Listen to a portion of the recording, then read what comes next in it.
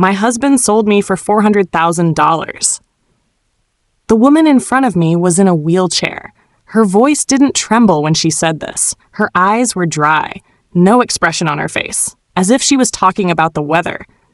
The person who was supposed to make the payment was my sister, she said. She held the gun, but the one who pulled the trigger was my husband. This woman was 32 years old. Her sister was 20. There were 12 years between them.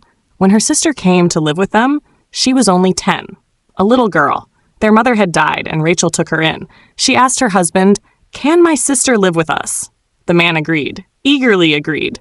Rachel was happy that day. She thought about what a good man her husband was. She was wrong. That man wasn't good. That man was a monster. And from the moment that little girl walked through their door, a countdown had begun. A 10-year countdown. At the end of it, sister would point a gun at sister. And as Rachel was shot by her own blood, only one question would cross her mind. Did I lose this girl? Or did that man steal her from me? Her husband wasn't home that night. When Rachel told me this, she paused. He was never home, she said. At the moments he should have been. I asked, "What do you mean?" She looked at me. For the first time, I saw something in her eyes. It wasn't anger. It wasn't pain. It was disgust. That man, she said, prepared my sister for years. For me. For my death. Then she added, and like a fool, I cooked his meals, washed his clothes, got into his bed. In some sessions, my patients healed as they talked, but some stories never left my mind. Today, I'm going to tell you about one of those lives. If you're listening to this story and there are things inside you that you can't hold in, share what you're going through and where you're listening from in the comments. I read every comment. I hear every story. If you want to stay updated on the therapy stories I can't get out of my head, don't forget to subscribe and turn on notifications. If this story touched your feelings, you can support me by liking. One day, I'd like to hear your story too. If you want me to share your story in my next video, you can send it to the email address in my profile. Remember, our stories heal, even just a little when they're shared. Rachel came to me 3 months after the second shooting. Her physical wounds had healed, but she would never walk again. That was the medical reality. But what I saw in my office that day was far more concerning than paralysis. The sound of her wheelchair against my office floor was the first thing I noticed, a soft, rhythmic squeak. She wheeled herself to the spot across from my chair and stopped. Her hands rested in her lap, completely still. No fidgeting, no nervous movements. Just stillness. The kind of stillness that comes from someone who has stopped expecting anything from life. I've seen trauma survivors present in many ways. Some are hypervigilant, their eyes darting to every corner, their bodies coiled and ready to run. Others collapse inward, shrinking as if trying to disappear. Rachel did neither. She simply existed. Present, but not present. There, but not there. "Dr. Bennett," she said, "I need you to understand something before we start." I nodded, waiting. Her voice had no inflection, no rise or fall in style, like someone reading words off a page without understanding their meaning. "I'm not here because I want to get better." Her voice was flat. "I'm here because the court ordered it. Part of my divorce proceedings. My lawyer said it would help with custody." A child. There was a child in the story. I made a mental note but didn't interrupt.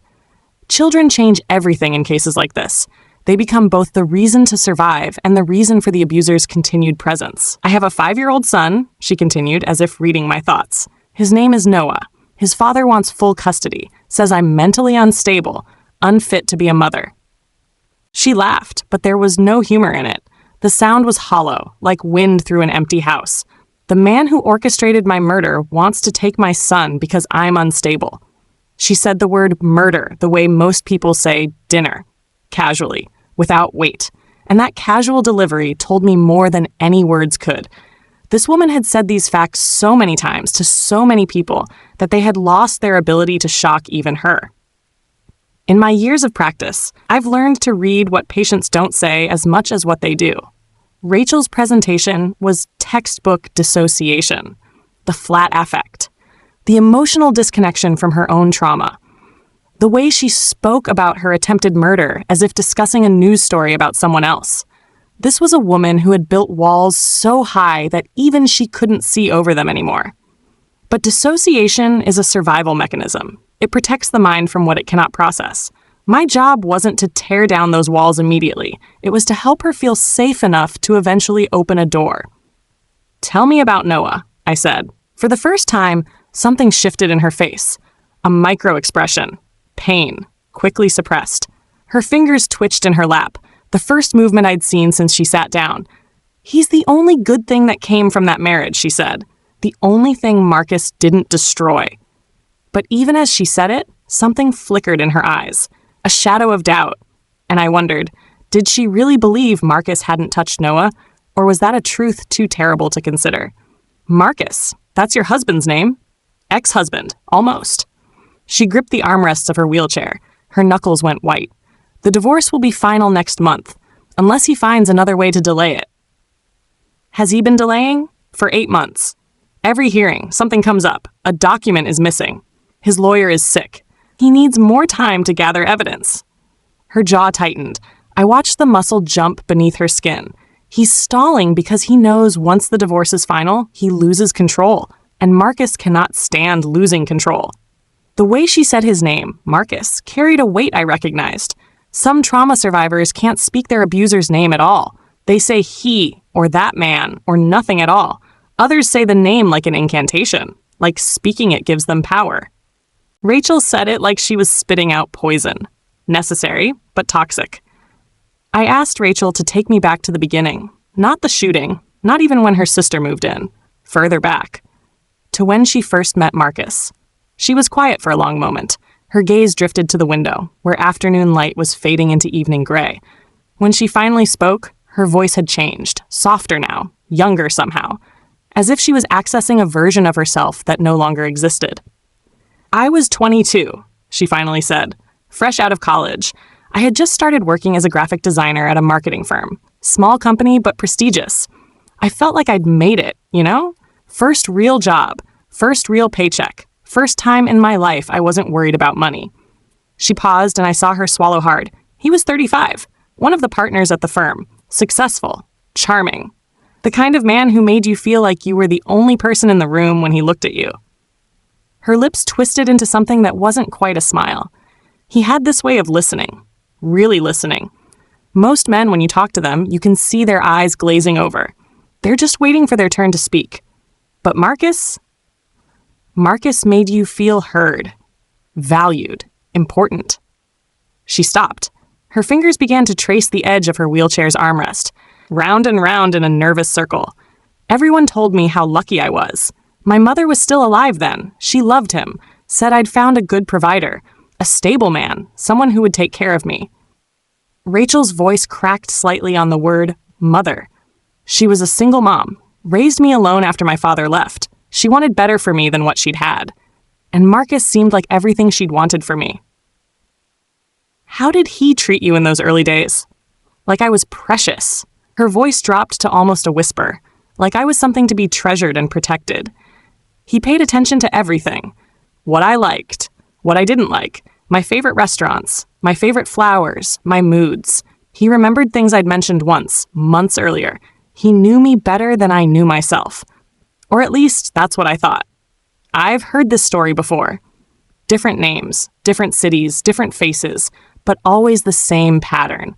The predator who studies his prey, who learns every vulnerability before revealing his true nature. And I wondered, when did Marcus first decide Rachel would be his victim? On their first date? Their first conversation? Or had he been watching her even before that, waiting for the right moment to introduce himself? The pattern Rachel was describing is one I've seen countless times. The idealization phase of a relationship with a narcissistic abuser. They study their targets. They learn every detail, every vulnerability, every desire. And they use that information to create a perfect illusion, the illusion of being truly seen and loved. But this attentiveness isn't love. It's reconnaissance.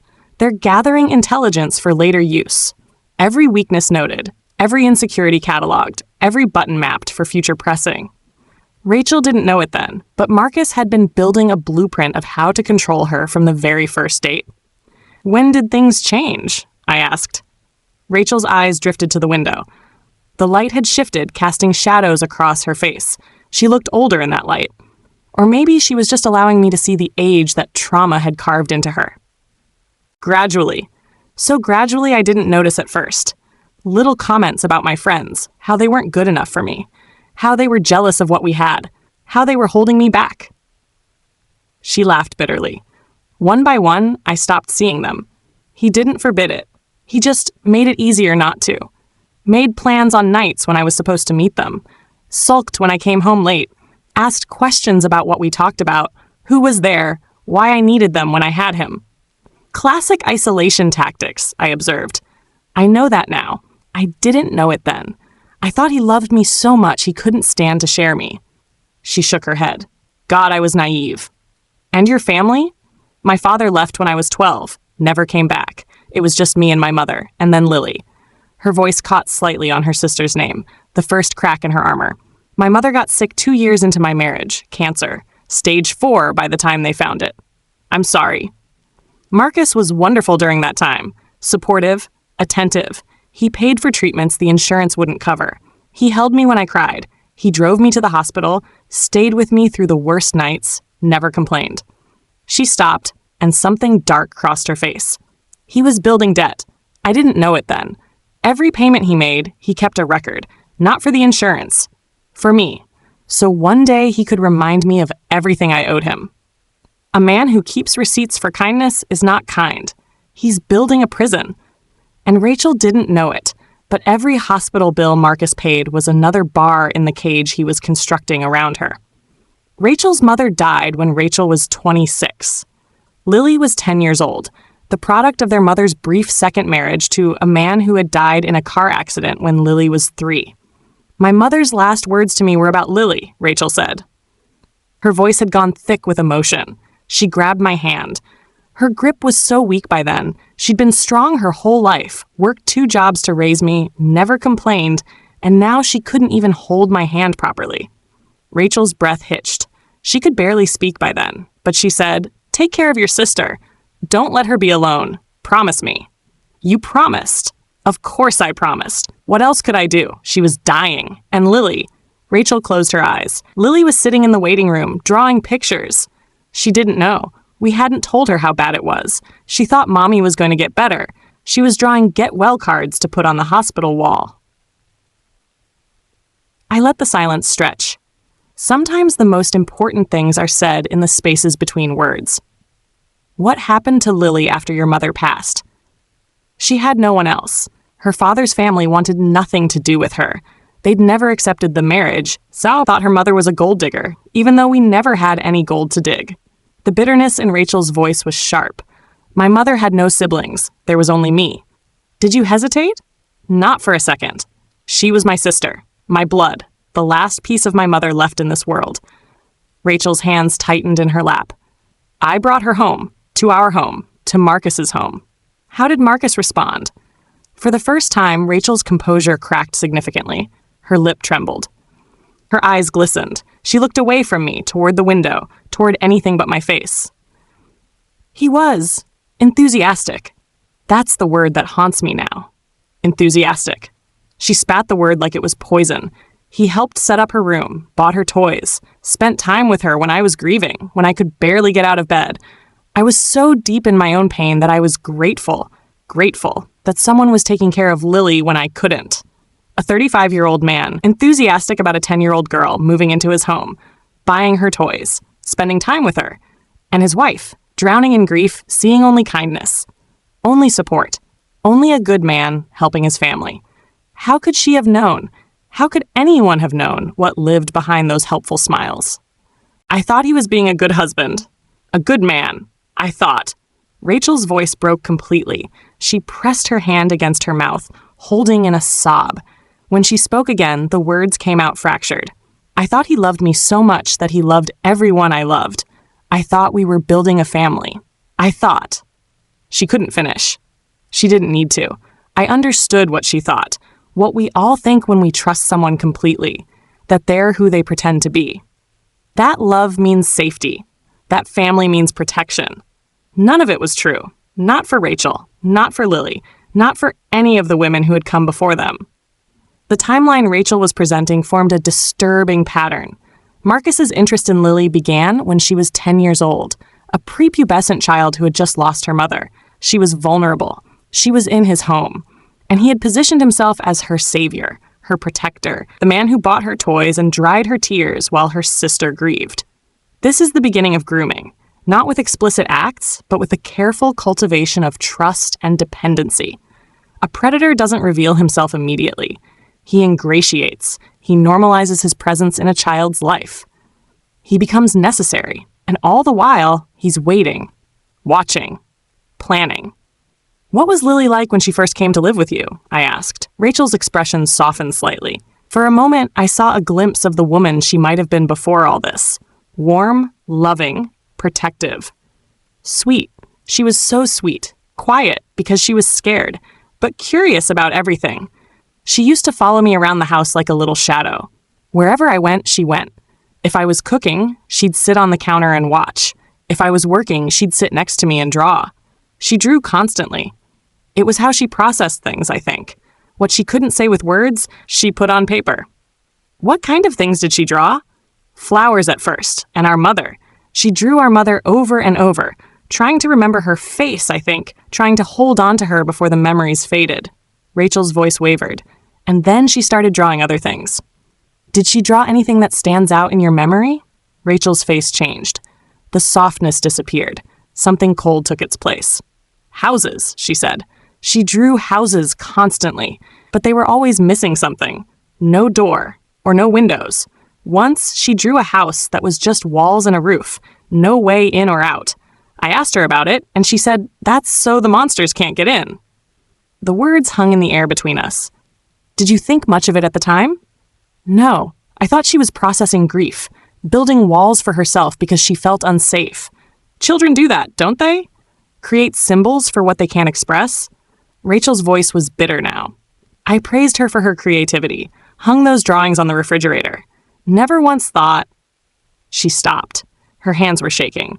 I never thought the monster was already inside the house with us, sitting at our dinner table, sleeping in my bed, tucking my sister in at night. A house without doors, no way in, no way out. A child's drawing that said everything, and an adult who couldn't read it. Those drawings are probably still in a box somewhere. Evidence of a warning that was never understood. And I found myself wondering, what else had Lily tried to tell Rachel? What other signs had been missed? What other cries for help had gone unheard? Years passed. Lily grew from a quiet 10-year-old into a teenager. Rachel noticed changes, but attributed them to normal adolescence.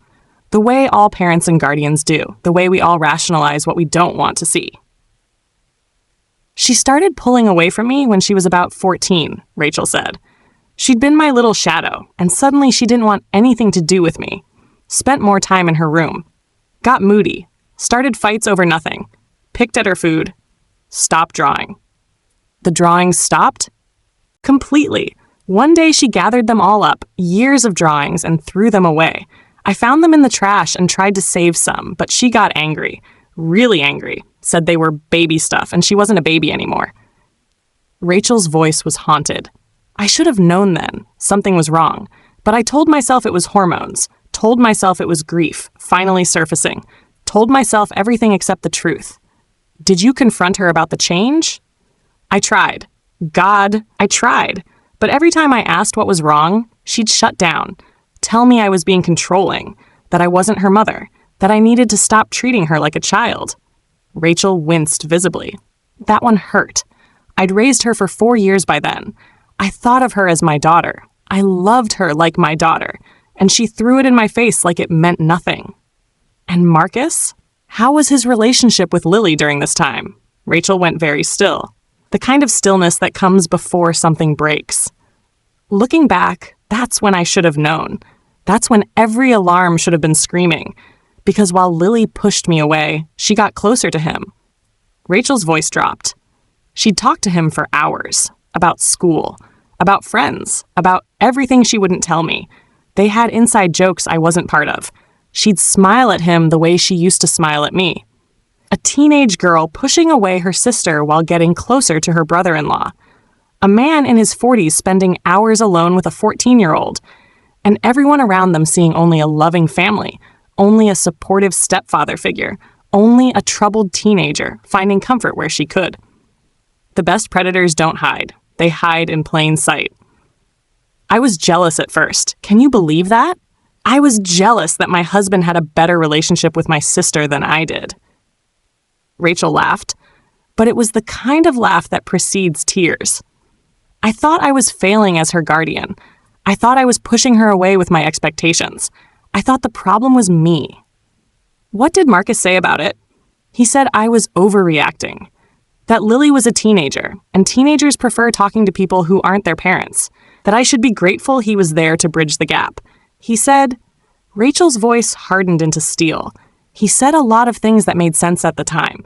That's what made him so dangerous. Every lie sounded reasonable. Every manipulation sounded like wisdom. Every betrayal sounded like love. Marcus had executed a classic manipulation tactic, triangulation.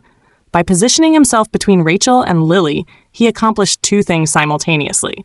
First, he isolated Lily from the one person who might have protected her, her sister.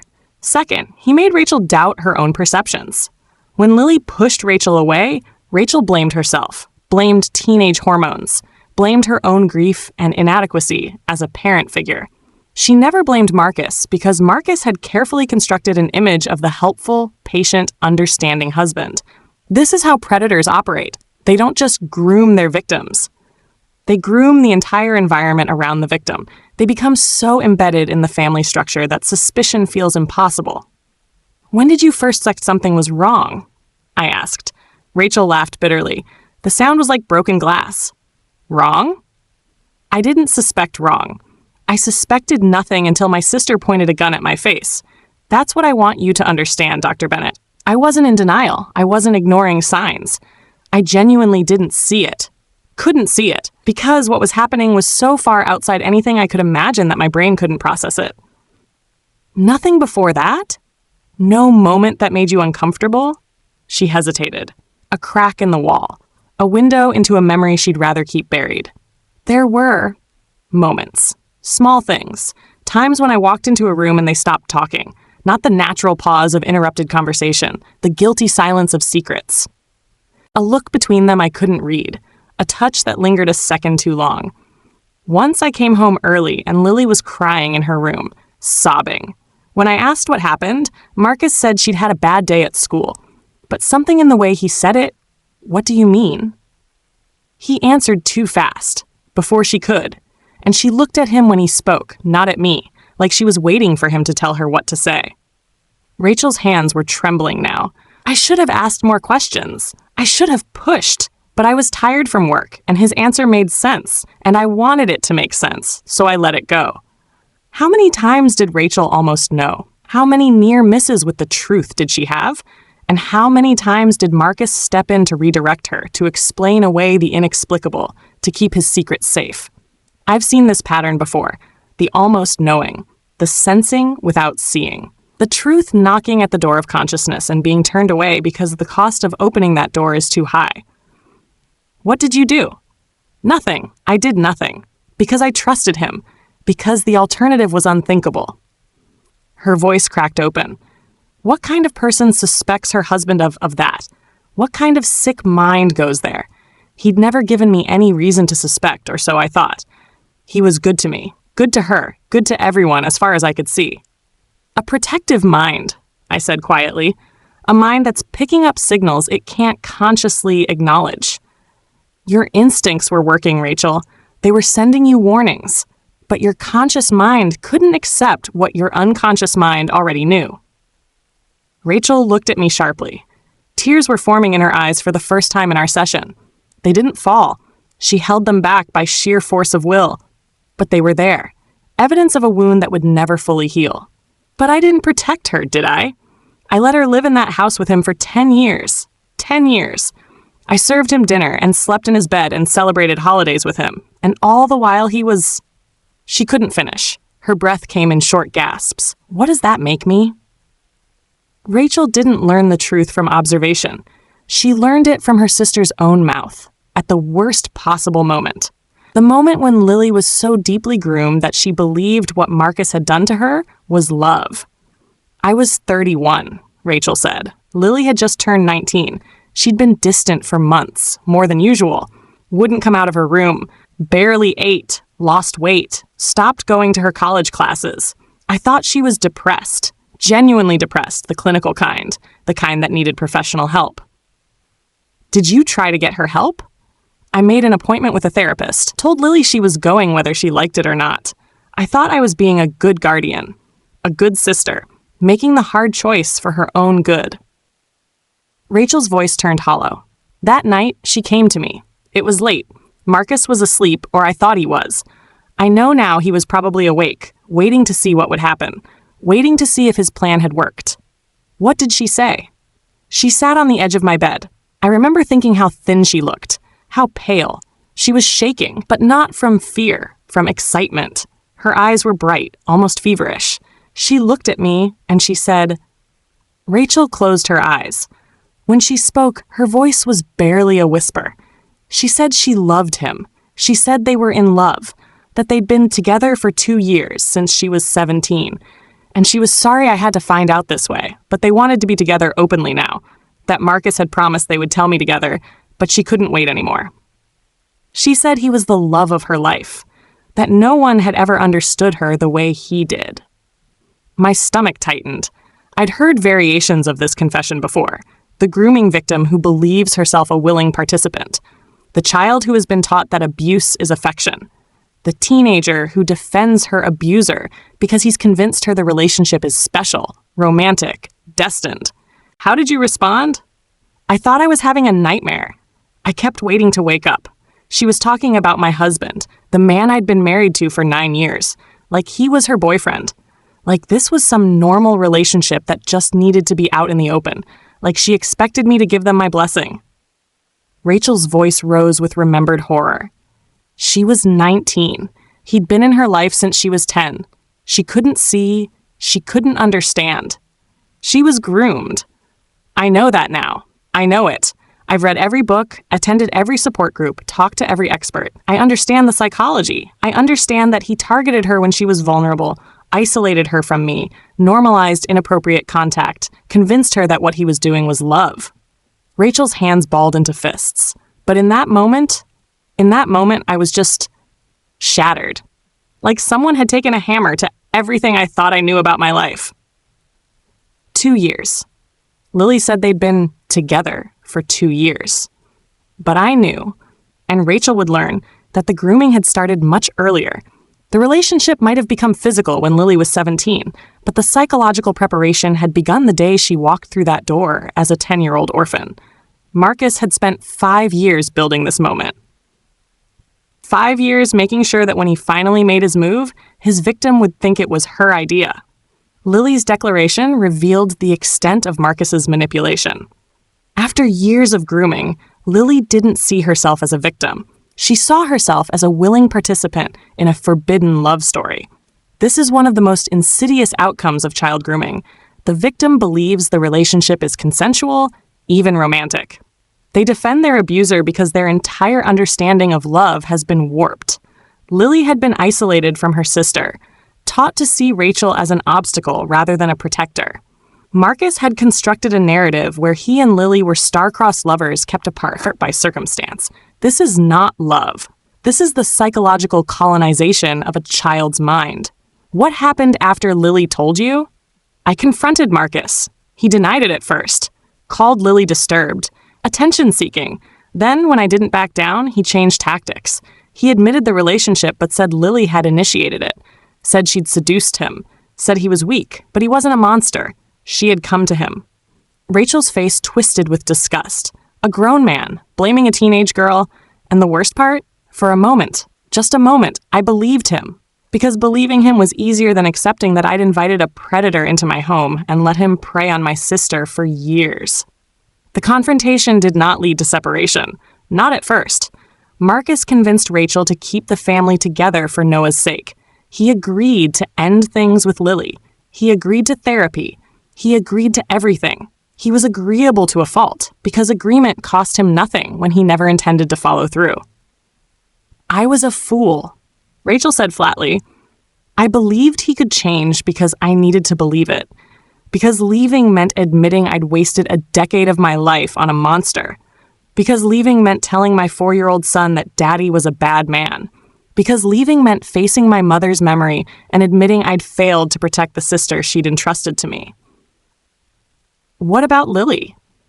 He told me to send her away, back to college. He said distance would help her get over him, like she was recovering from a teenage crush, not years of sexual abuse.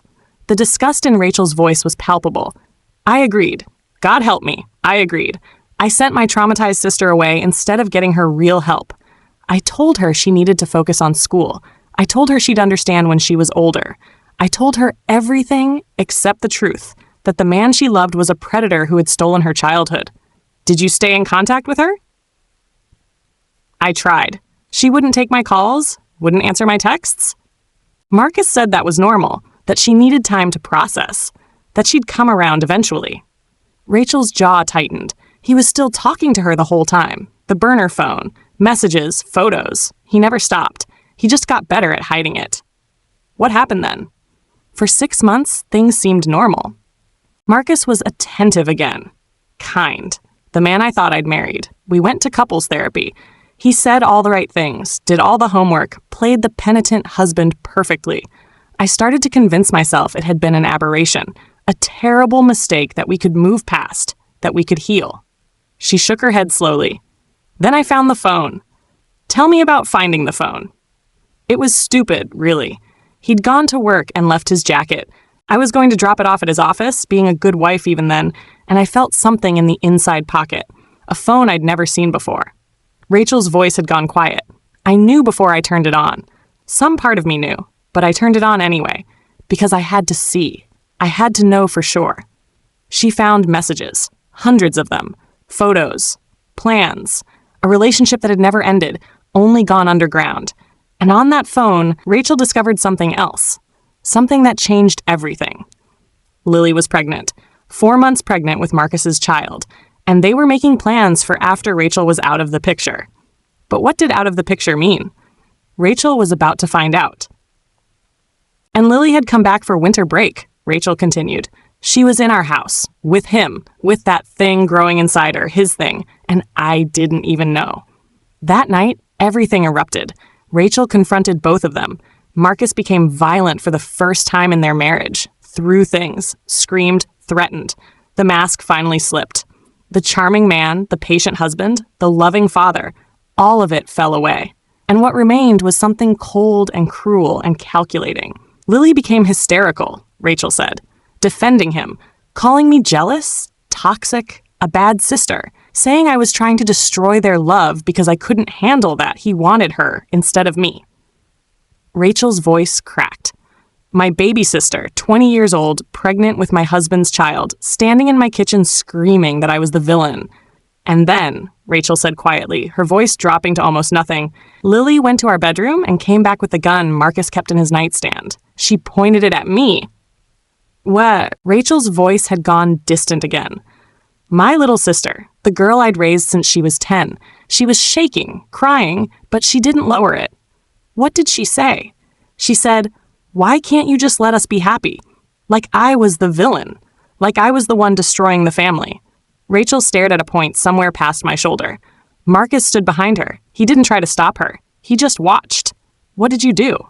I tried to talk her down. Reminded her of when she first came to live with us. How scared she'd been. How I'd held her every night for months until she stopped having nightmares. Rachel's voice cracked. She started crying harder. The gun was shaking, and Marcus put his hand on her shoulder and said, Baby, you know what we talked about. It's the only way. I felt a chill. He told her to shoot you? Not in those words. He never used those words. But I understood then. He'd been preparing her for this, programming her, teaching her that I was the obstacle to their happiness, and the only solution was removing me. Rachel looked at me directly. My sister was 20 years old, pregnant with his child, and so brainwashed she genuinely believed shooting me was an act of love. Marcus had taken grooming to its most extreme conclusion. He had weaponized his victim. Through years of psychological manipulation, he had transformed Lily from a grieving child into an instrument of murder. The pregnancy was likely deliberate, a way to bind Lily to him more completely, to give her something to protect by eliminating Rachel. This is the hallmark of sociopathic manipulation, the ability to exploit another person's love and transform it into violence. Lily wasn't a murderer. She was a victim whose agency had been systematically stolen over the course of a decade, but she was also about to become a killer, unless something intervened. What happened next?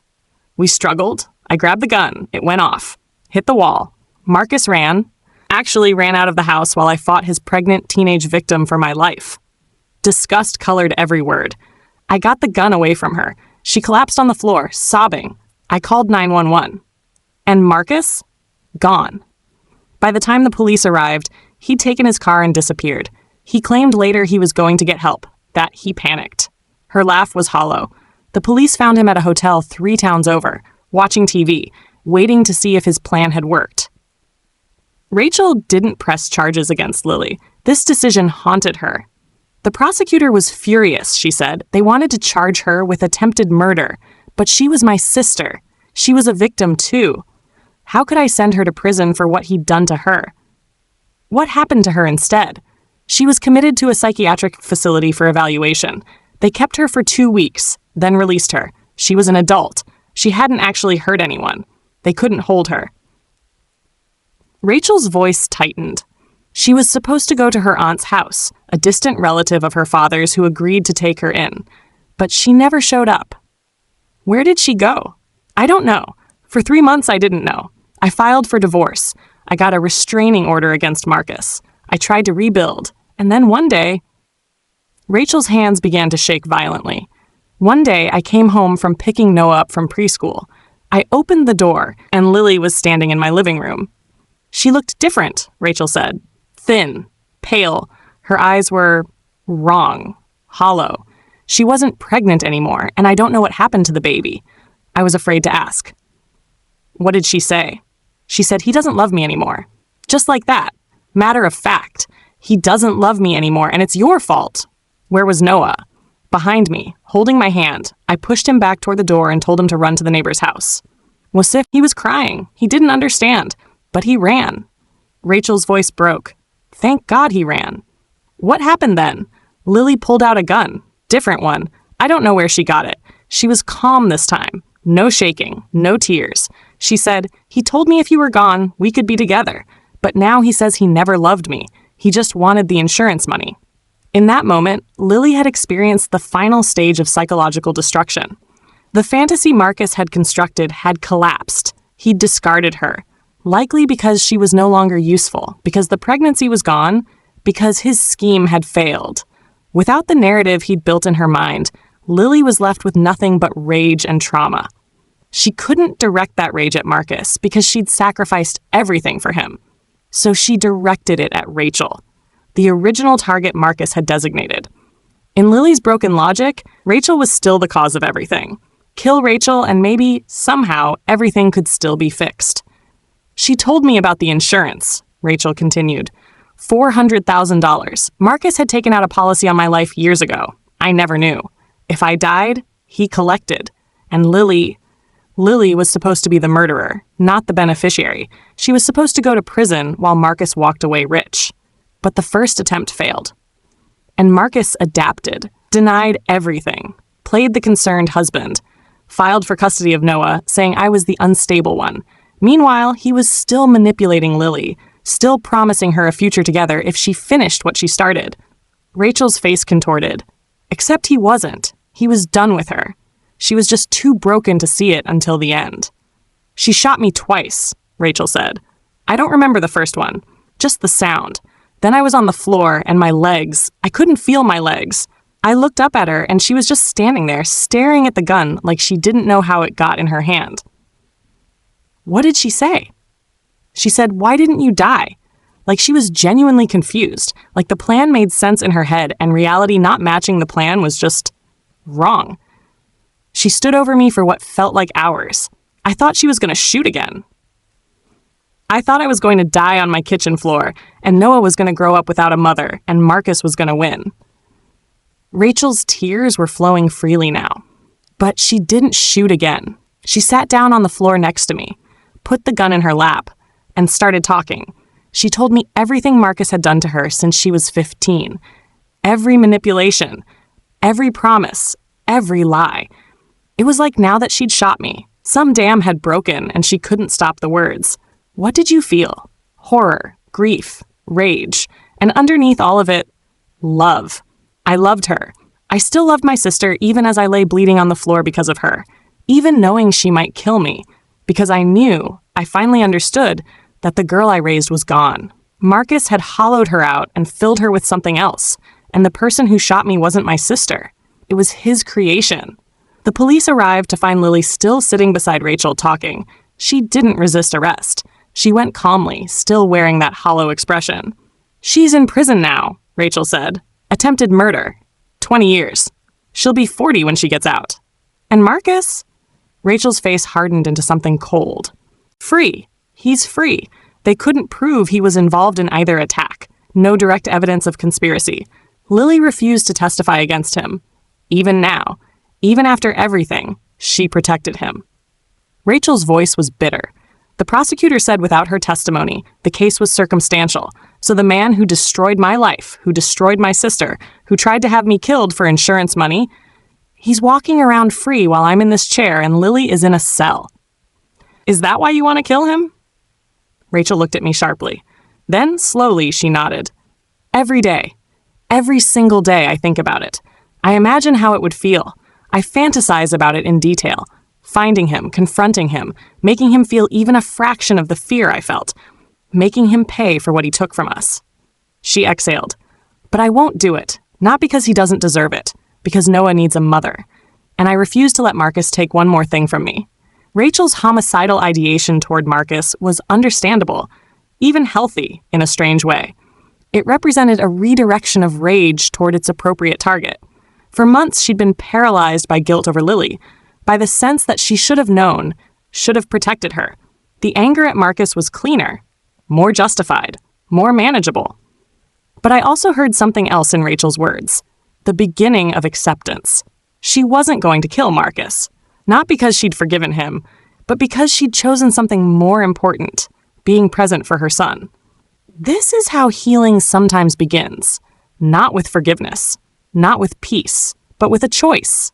A single choice to keep living despite everything. "Tell me more about visiting Lily," I said. Rachel's composure cracked slightly. "I go once a month, more when I can manage it with my chair." She gestured at her wheelchair. "The prison isn't exactly accessible. How are those visits?" "Hard. Some days she talks.